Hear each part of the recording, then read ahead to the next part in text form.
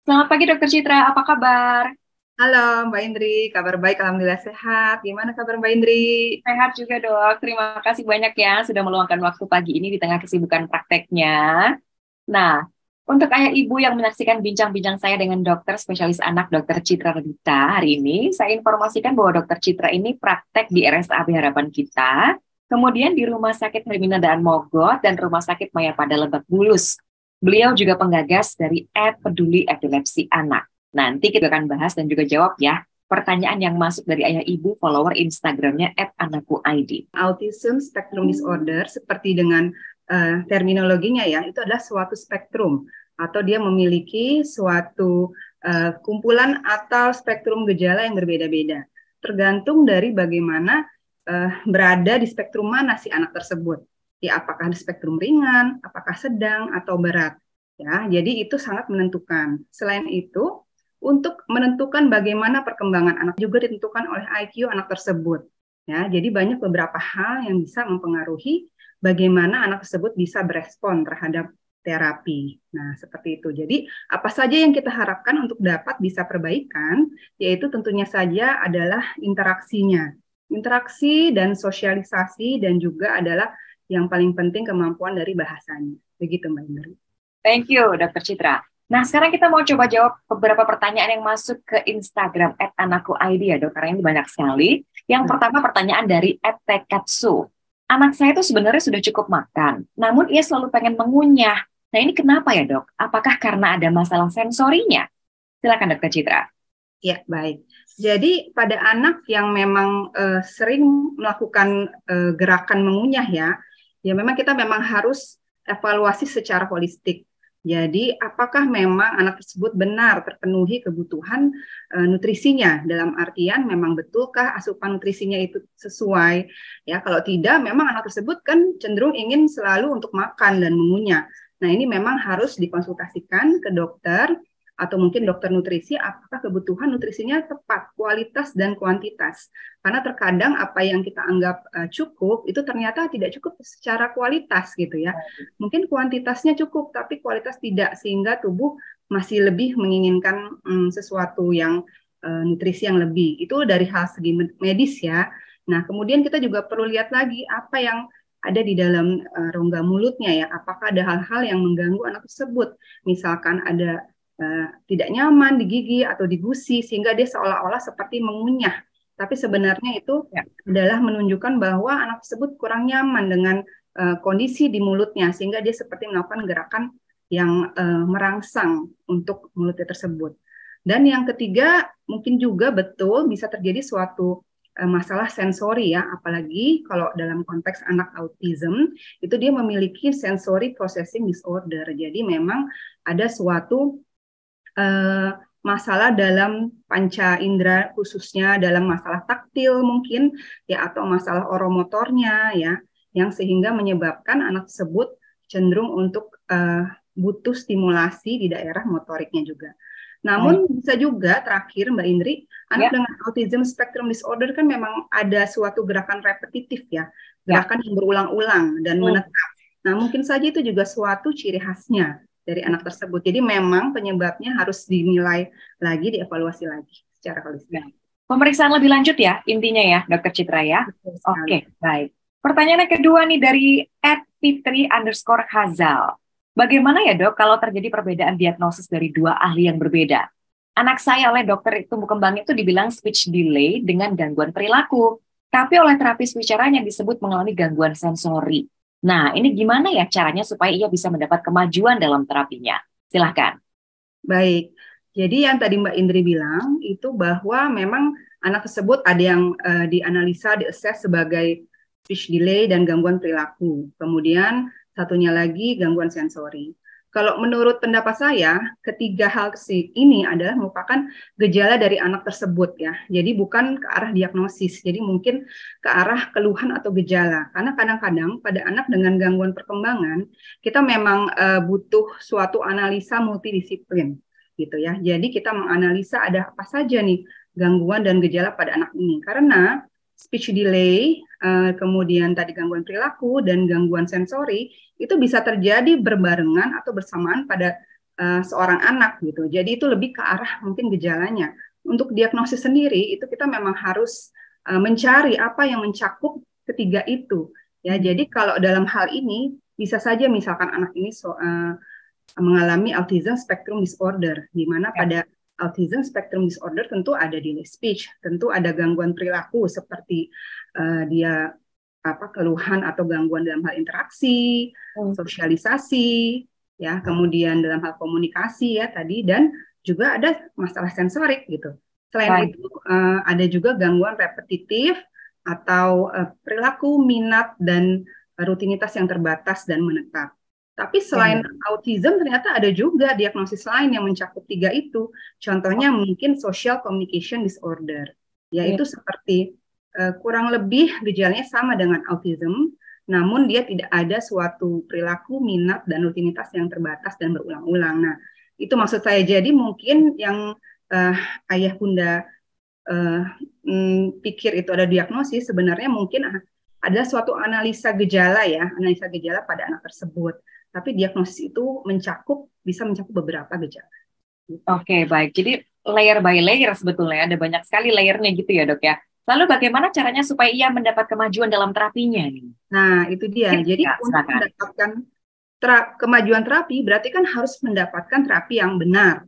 Untuk mendapatkan terapi yang benar, berarti kan harus diagnosisnya pun benar gitu. Jadi ya dari diagnosis yang kita sudah analisa, evaluasi dari kumpulan masalah dan gejala tersebut, nah itulah kita akan tetapkan. Misalkan dia ternyata autism spectrum disorder atau social communication disorder, tentunya kita akan berikan terapi untuk anak yang lebih muda, itu adalah sensory integrasi ya, atau terapi floor time dan sebagainya. Jadi itu memang harus sesuai diagnosis dulu Mbak Indri, apa diagnosis anak ini gitu ya. Jadi agar tepat sasaran terapinya untuk mendapatkan tujuan gitu.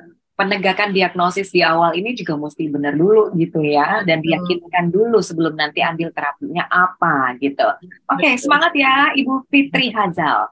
Kemudian pertanyaan yang ketiga nih Dokter Citra dari @safnah_naufal_nazar_ramadan. Ini kayaknya anaknya ditulis semua deh, ada 3. Oke, jadi anak saya saat ini masih terapi. Kosakata ada sih dok, tapi kadang-kadang tuh masih menggunakan bahasa bayi. Kontak mata minim dan kepatuhan juga kurang. Apa ya yang harus saya lakukan supaya dia bisa mengejar ketertinggalannya, Dokter Citra? Silakan. Oke, jadi tadi usianya berapa Mbak Indri?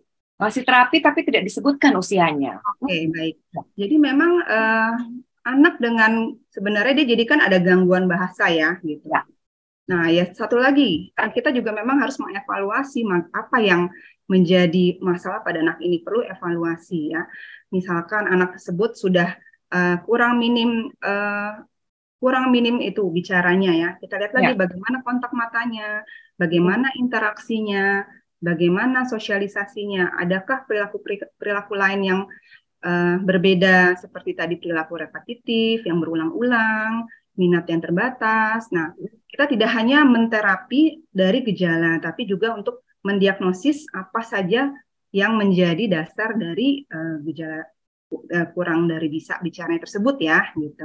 Ya. Jadi kalau misalkan memang dia kurang kosakatanya, ternyata anaknya mungkin didiagnosis autism spectrum disorder, tentu kita akan berikan bukan terapi bicara dahulu, tapi adalah terapi untuk membuat dia lebih tenang, lebih fokus, ya, agar bisa dapat menangkap stimulasi bicara, stimulasi bahasa dari sekitarnya itu dengan menggunakan terapi sensori integrasi. Mungkin begitu ya. Jadi kita harus tahu dulu apa diagnosisnya, apa penyebab anak ini tidak bisa berbicara dan berkata sedikit gitu ya. Nah, itu satu. Kedua, selain itu juga mungkin kita bisa menilai penyebab-penyebab lain, apa yang menyebabkan anak tersebut tidak bisa berbicara dengan baik.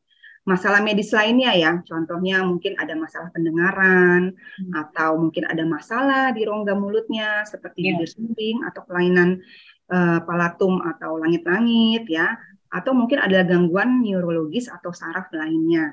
Nah, itu mungkin dokter saraf anak akan menilai secara menyeluruh seperti itu. Jadi, tidak hanya menterapi dari gejala, tapi kita evaluasi gejala-gejala penyerta lainnya dan kita diagnosis untuk mendapatkan terapi yang tepat.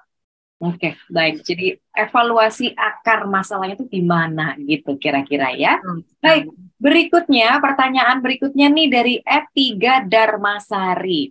Dokter Citra, anak saya tuh usia 18 bulan ya, sudah punya beberapa kosakata dan paham instruksi nih. Namun pada usia 22 bulan, dia tuh terkena kejang demam. Semenjak itu nih dok, kosakatanya berkurang. Terus dia terlihat kurang paham instruksi gitu. Nah, apakah kemunduran perkembangan itu bisa disebabkan oleh si kejang demam tadi? Silakan dokter Citra. Ya, baik. Pada dasarnya kejang demam itu secara umum itu suatu hal yang benign atau tidak berbahaya. Karena kejang demam sebagian besar itu adalah kejang demam sederhana.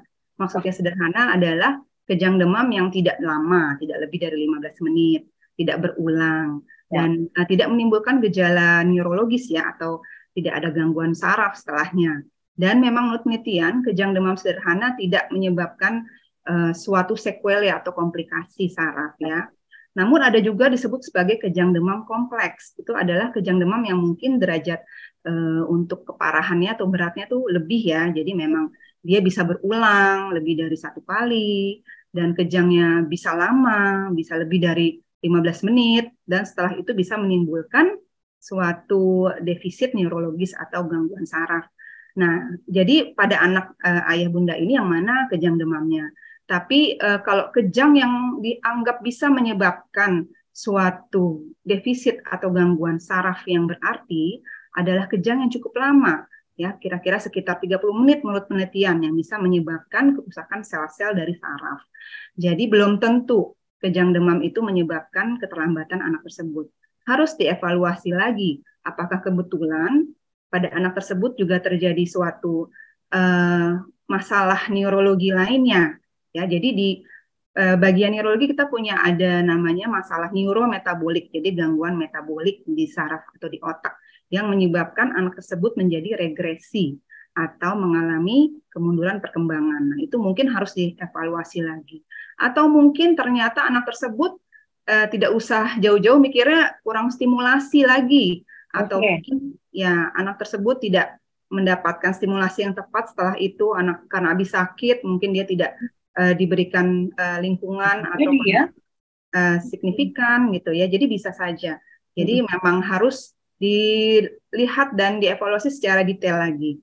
Tapi kalau memang mengenai kejang demam itu secara umum kejang demam bersifat benign atau tidak berbahaya. Baik, kalau begitu. Terima kasih banyak Dr. Citra. Nah, ini ada yang mungkin mewakili pertanyaan berikutnya nih, Ayah Ibu, coba simak ya. Pertanyaannya dari F.K. Fatus. Anak saya laki-laki usianya 2,5 tahun nih, Dokter Citra.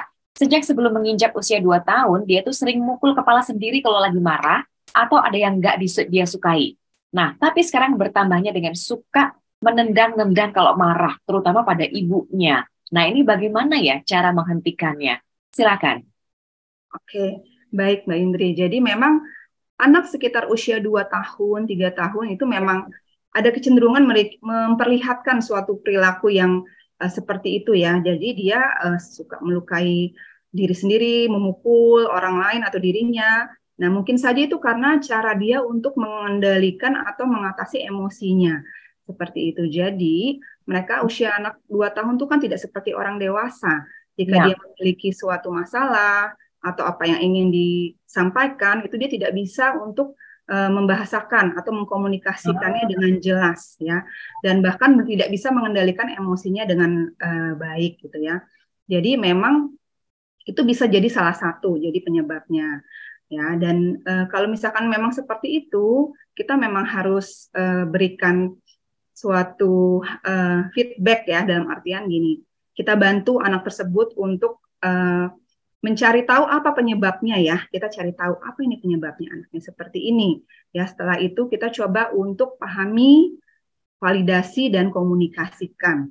Jadi misalkan anak ini seperti itu, memukul-mukul kepalanya, kita coba untuk tahan dan kemudian kita cari tahu, mungkin kita ternyata bisa mengetahui dia ingin sesuatu, misalkan ingin suatu es krim. Kita bilang, oh misalkan adik mau es krim ya, adik marah karena mau es krim gitu. Nah, lalu kita pahami, oh iya mama tahu pasti adik pengen banget es krim ya. Kita pahami perasaannya, makanya adik marah. Kemudian kita, tapi kita harus berikan validasi bahwa maaf ya belum bisa kita kasih es krimnya mama, karena mungkin adik lagi sakit gitu ya.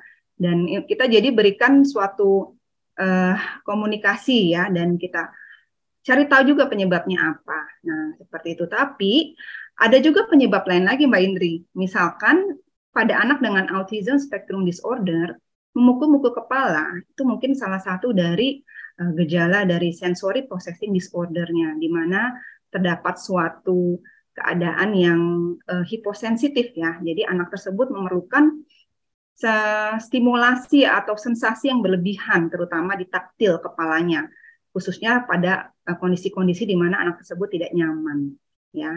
Dan kedua, pada anak autism spectrum disorder juga ada gerakan repetitif atau perilaku yang berulang-ulang, dan menurut dia itu suatu hal yang menjadi pengendali dari dirinya atau emosinya. Seperti itu, Mbak Indri. Jadi ada banyak beberapa penyebab. Ada banyak, betul ya penyebabnya. Biasanya berlaku gitu ya sampai usia berapa ya, Dok? 2 tahun sampai 3 tahun atau sampai usia berapa? Ya, baik. Jadi pada anak yang secara umum ya, jadi Mbak Indri, jadi secara umum memang pada saat anak belum bisa berkomunikasi dengan baik, jadi sekitar 2 sampai 3 tahun ya. Tapi setelah itu kan anak sebenarnya sudah bisa berkomunikasi dengan baik. Di atas 3 tahun kan sebenarnya bahasa anak sudah bisa dimengerti 80 sampai 90%. Ini pada anak yang memang secara umum. Tapi pada anak dengan autism spectrum disorder, nah tadi yang seperti saya sampaikan bahwa ada beberapa spektrum atau jadi kisaran ya dari bagaimana seberapa berat gejalanya. Nah itu memang tergantung lagi. Jadi kalau ya, jadi memang berbeda antara autism spectrum disorder tersebut. Tergantung kondisinya ya, karena itu bersifat masing-masing dan personal juga gitu. Oke, pertanyaan berikutnya nih dari @artati1510. Halo, selamat pagi, selamat siang. Anak saya usia 34 bulan, belum mampu bicara nih Dokter Citra. Kosakatanya sangat sedikit, meski sudah ikut terapi wicara. Nah, apakah di usia itu memang belum mampu berkomunikasi dengan baik kah? Tapi ada anak seusianya, kok udah lebih banyak ya kosakatanya? 34 bulan. Nih, silakan. Ya. Ya, 34 bulan itu sebenarnya secara umum anak sudah bisa mengucapkan sekitar 200 kata. Dan refleksnya adalah dia bisa untuk merangkai kata sekitar 2 sampai 3 kata dalam satu kalimat. Itu refleksnya ya. Jadi memang kalau belum kita sudah ketahuan anak kita nggak bisa nih merangkai kata 2 kata dalam satu kalimat ya. Jadi memang itu sudah ada suatu keterlambatan dari bahasanya tersebut. Nah, tadi dikatakan bahwa anaknya sudah terapi bicara, namun tidak ada perkembangan. Nah, tadi yang seperti saya sampaikan bahwa anak tidak bisa bicara, tidak semata-mata terapinya langsung terapi bicara. Ya, kalau memang seperti itu, maka tidak sesuai dengan sasaran, maka tidak akan ada suatu kemajuan atau progres. Kenapa anak ini tidak bisa berbicara dengan baik? Apakah anak ini kurang interaksinya, ya? Apakah dia ada tidak fokus anak tersebut, atau dia ada gejala lain, ya? Jadi harus dinilai. Pada anak-anak yang cenderung belum fokus, belum tenang, belum bisa menuruti perintah, ya, dia tidak akan bisa untuk menangkap stimulasi dari terapi bicara tersebut, karena terapi bicara butuh suatu konsentrasi, fokus yang cukup dari anak tersebut. Nah, betul. Jadi kita harus nilai bagaimana fokusnya, interaksinya, atau bahkan diagnosis secara keseluruhan. Jangan-jangan ada gejala lain seperti gangguan interaksi, gangguan sosialisasi, ada gangguan sensori, dan ada suatu perilaku yang berulang, yang lagi-lagi ke arah autism spectrum disorder mungkin. Itu terapinya bukan terapi bicara. Gitu. Oke. Jadi lagi-lagi penegakan diagnosanya gitu ya dok ya, ini. Nah, itu yang selalu saya tekankan ya. Bahwa anak yang tidak bisa bicara atau berbicara sedikit, itu tidak, kita harus cari tahu apa penyebabnya, apa diagnosisnya, sehingga terapi pun sesuai. Tidak hanya tidak bisa bicara adalah terapi bicara, tidak. Ternyata mungkin jangan-jangan juga nih anak ini ada gangguan medis lainnya, dia tidak bisa mendengar dengan jelas, atau mungkin artikulasinya kurang bagus karena ada masalah di dalam mulutnya, ya. Dan itu penanganannya berbeda lagi, ya. Begitu. Oke, baik. Terima kasih Dokter Citra, sudah cukup menjawab ya. Ini kemudian pertanyaan berikutnya adalah @Aulia Aulix ya. Apakah sensory play itu bisa membantu anak ASD mengejar ketertinggalan ya dok dalam berbicara atau mungkin berkomunikasi? sensory play ya. Silakan. Ya, baik. Ya, sensory play itu adalah kan pada dasarnya bermain dengan segala stimulasi sensorik. Ya, jadi itu sangat baik untuk menstimulasi anak tersebut agar mengatasi gangguan sensoriknya. Nah, tentu saja itu sangat baik untuk perkembangannya karena dasar anak untuk bisa naik atau maju ke berbicara adalah dia memiliki dasar sensorik yang baik. Ya, itu tentu. Tapi tentunya lagi tidak bisa hanya semata-mata sensory play, tapi juga ada harus stimulasi dan interaksi dengan orang tuanya. Jadi alangkah baiknya jika sensory play juga diikuti dengan interaksi dengan orang tua. Jadi dia tidak dibiarkan saja sendiri main sensory play.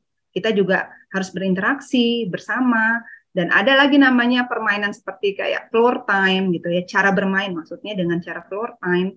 Jadi kita di lantai menggunakan mungkin sensory play tersebut dan kita berinteraksi dengan cara kita berhadapan bermainnya, kita mengikuti arahan dari anak tersebut sehingga anak tersebut merasa diterima sehingga bisa menerima orang tua untuk bisa bermain dan kemudian kita menstimulasi dengan kata-kata, bahasa, ya, dan saat anak tersebut tertarik, anak akan lebih mudah menangkap bahasa dan kata-kata.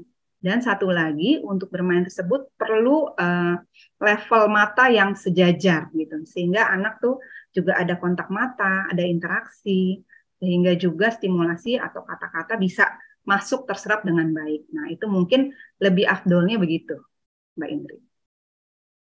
Ya, jadi itu tidak hanya bermain ya, tapi permainannya seperti apa, interaksi yang bisa kita ciptakan itu seperti apa selama proses bermain itu sendiri ya. Jadi supaya bisa maksimal gitu ya perkembangannya. Oke, terima kasih. Nah berikutnya, ini usianya anaknya 4 tahun dari Rizky Suryana.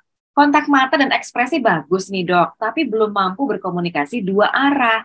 Terlambat nggak ya untuk diterapi supaya bisa normal lagi, mengingat usianya kok udah 4 tahun ya? Silakan, bagaimana Dokter Citra? Ya, baik.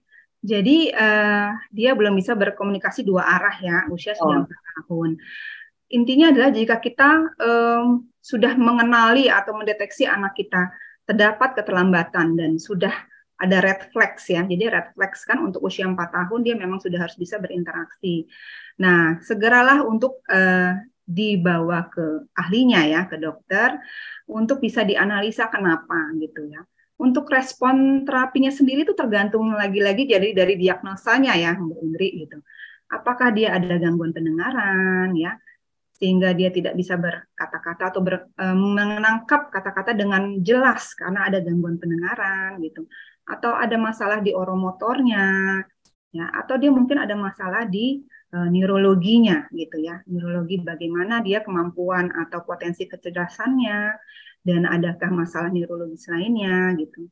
Ditambah gejala-gejala lain seperti interaksi, sosialisasi untuk menentukan diagnosis.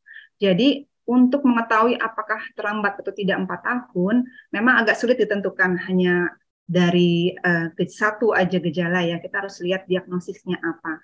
Namun untuk sebagai penyemangat, ya nggak apa-apa Bu. Pokoknya kita ikhtiar dan kita berikan yang terbaik untuk anak-anak, terapi sedini mungkin, sedini mungkin setelah kita mengetahui adanya suatu masalah. Gitu. Ya. Jadi segera ambil tindakan gitu ya, Betul. walaupun mungkin usianya sudah agak ragu-ragu nih ayah ibunya gitu ya Dokter Citra ya. Tapi kalau intervensi lebih cepat dilakukan, mudah-mudahan nanti ada perubahan atau perkembangan yang terjadi pada anaknya ya. Baik, terima kasih. Kemudian pertanyaan berikutnya nih untuk @serelia_Chandra. Halo, untuk anak ASD yang bersekolah di sekolah khusus untuk anak berkebutuhan khusus nih Dokter Citra, apakah dijamin tuh bisa mengejar ketertinggalannya dibanding anak ASD yang bersekolah di sekolah umum? Silakan. Ya, baik. Jadi memang tidak bisa ada yang tidak ada yang bisa menentukan bagaimana responnya ya. Lagi-lagi semua itu tergantung dari tadi derajat dari ASD-nya, dari IQ dari anak ASD-nya. Ya, jadi bagaimana dia respon juga terhadap terapi sebelumnya. Jadi semua itu menentukan apakah anak tersebut layak di sekolah yang mana seperti itu. Karena kan tidak semua anak ASD itu dia harus memiliki kebutuhan khusus yang berat seperti itu. Tidak semua ya.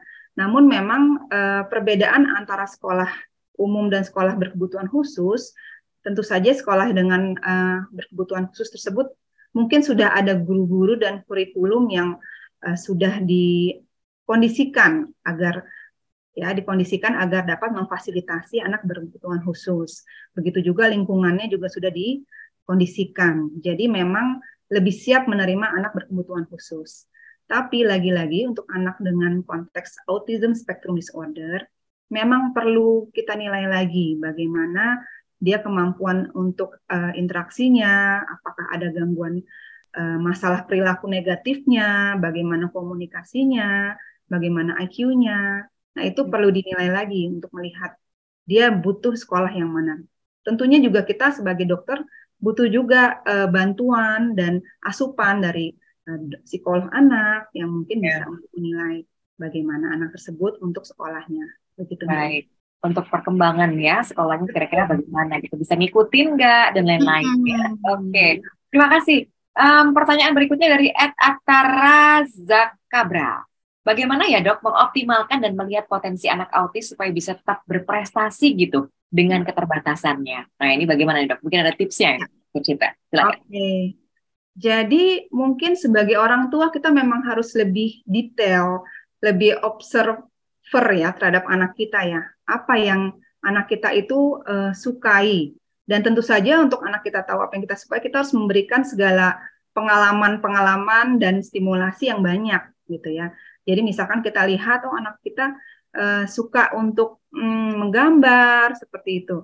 Nah, kita bisa berikan untuk stimulasi gambar yang lebih banyak, fasilitas menggambar yang lebih baik, atau diberikan les menggambar ya, atau ternyata kita sudah berikan suatu pengalaman-pengalaman lainnya, ternyata dia tidak suka, sukanya anak ini bergerak, sukanya dia motorik ya, mungkin kita jadi bisa berikan dia stimulasi seperti olahraga ya, atau mungkin dia suka les berenang dan lainnya ya seperti itu. Jadi mungkin lebih ke arah bagaimana kita bisa memberikan pengalaman yang cukup bervariasi bagi anak tersebut, dan kita observasi mana yang anak tersebut anak ASD bisa tertarik dan bahkan dia sangat ahli terhadap itu, karena kan kita tahu anak autism spectrum disorder dia memang memiliki minat yang sangat tinggi terhadap suatu hal ya, bahkan jika dia memang mahir di satu bidang itu dia akan melebihi mungkin kemampuan yang anak bukan ASD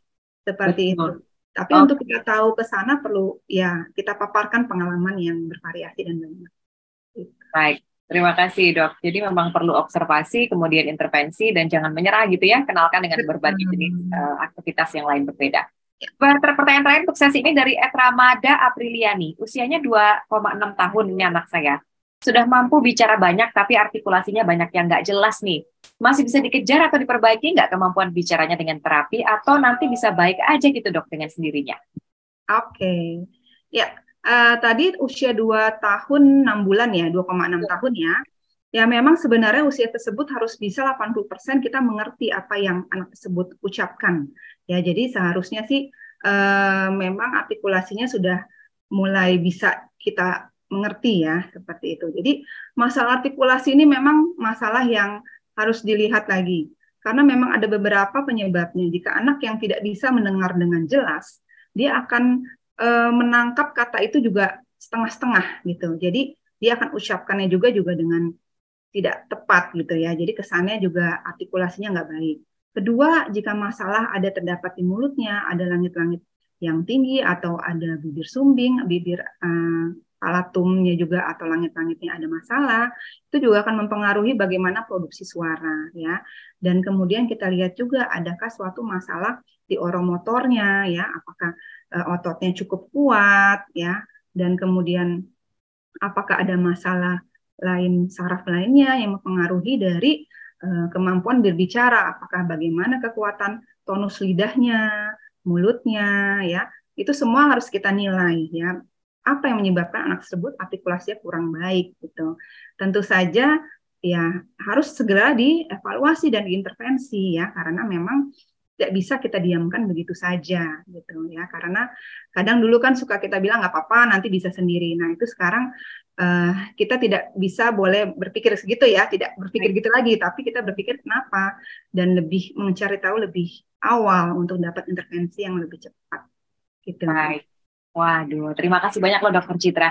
Jadi yang bisa kita harapkan atas perbaikan ya, untuk diantaranya, jangan lupa untuk penegakan diagnosa awal ini sangat penting sekali ya Dokter Citra ya, supaya kita bisa tahu intervensi apa yang bisa kita lakukan, diantaranya melalui terapi misalnya.